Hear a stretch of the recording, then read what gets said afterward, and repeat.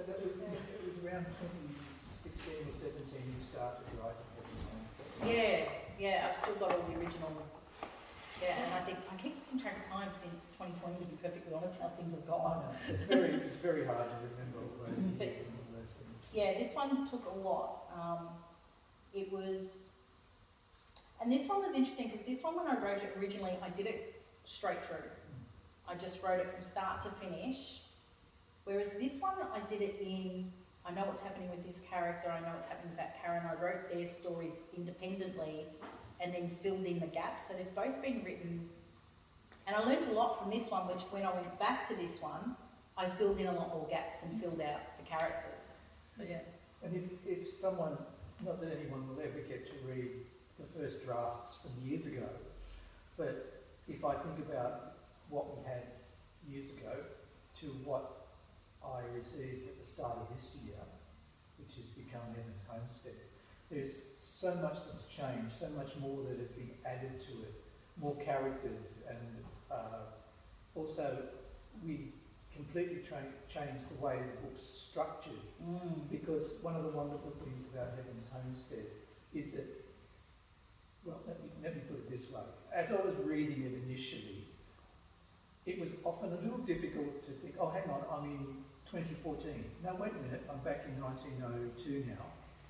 And what we realised is, well, actually, we put it into sections so that you, the reader, know we start in 2014, and then we go back to 1902, and then we back and back, and then we go somewhere else, and we go something else. And it made it so much easier, also so much easier for me to work out what we're doing. You know. Me as well as I was writing it. Yeah. And I wanted to, I think that'd be the interesting thing with the three, because this one is just straight through with chapters.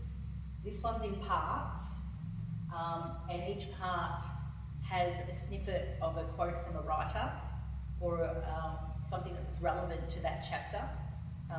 And then the third one I've got coming in a couple of years, it's nearly there, is actually going to be written by season. Oh. So it'll be broken up into seasons. So I've sort of kept them together, and they'll be linked together, but each of them will be written differently that way. Yeah. Exactly. And the process was different between the two books as well. And that's the thing about the books. One thing that I think we've learned over the years is that each book has its own life. It will tell its own story. It will decide whether it's going to be straight start to finish, or it's going to be this, or a collection of shorter stories, or sections like this one was. The idea comes to the writer, but then the idea becomes a very living thing. And those characters become very, very, like I said, I read it and I thought, do I need to check the internet to check what really happened in 1902 when the bridge was opened in Baruga? And she said, it's not real. I thought, but I swear, I believe that this was real. To the point where, probably a couple of years ago, after I'd read an earlier version, I went for a drive around the state, and I thought, I need to go, I'll go to Cobram Baruga, and I'll see if I can find this bridge that Faye's described in the book.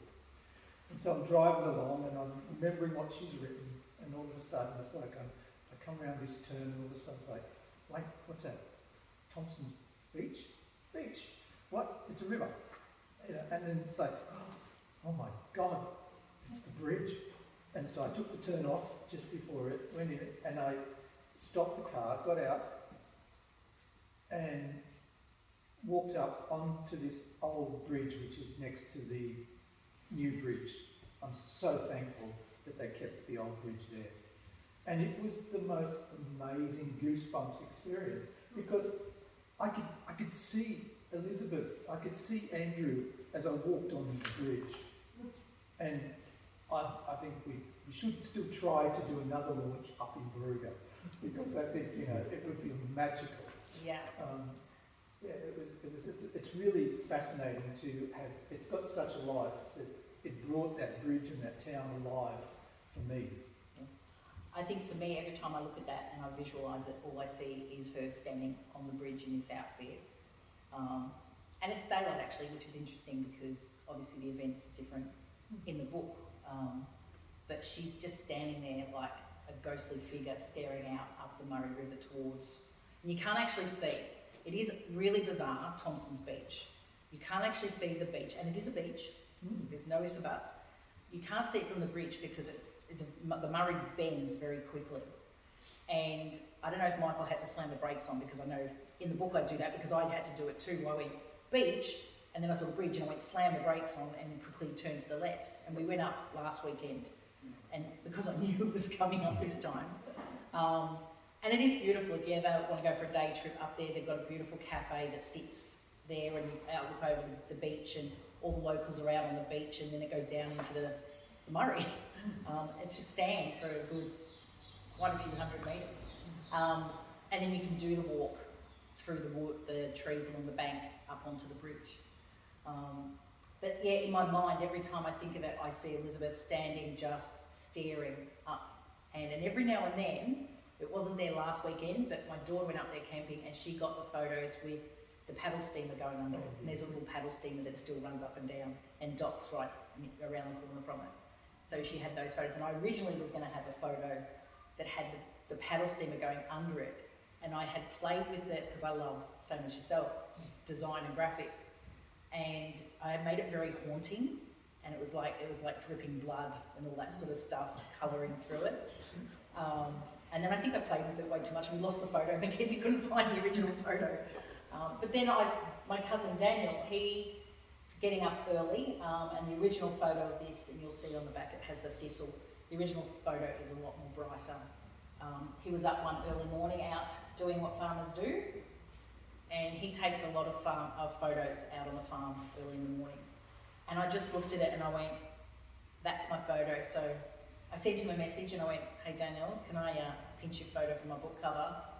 And he went, as long as I get royalties for this one and all your previous work. And I went, well, that's all right, because there's only one.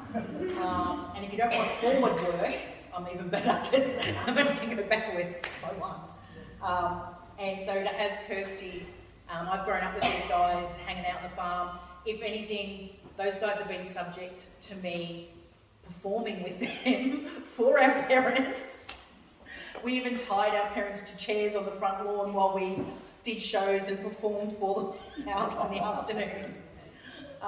Because they're my creative family. They're the ones that I felt that I belonged with, because they are creative themselves. They play, they perform, all that sort of stuff. Whereas my mum's side, you know, I've spent all the time around my mum's side. I couldn't wait to get up to see these guys. Write about my side of the family in a broad sense, in representing the work that they do and how hard it is. I couldn't even begin to fathom how hard the life is for those guys out on the land and farming, and it's changed so much. Farming has changed so much with regards to how things are done, everything as well. And my cousin is a farmer up in Echuca, and the money that they've got to fork out to the government just to have water on their land, you know, trying to keep things together, is just ridiculous. Yeah, it's completely wrong. Yeah. Completely wrong.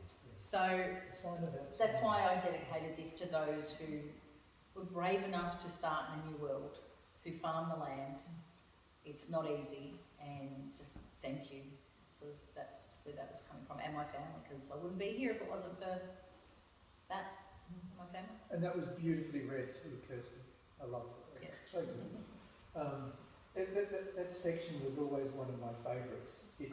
Well, that was supposed to open it, if you remember. Yes, it I was. was, Supposed to yeah. start. It was in there, then it wasn't in there, and it's like, we really need to put it in, but what if we do it here? And it's like, yes, that's perfect. And so it just changes and grows, and things develop as time goes on.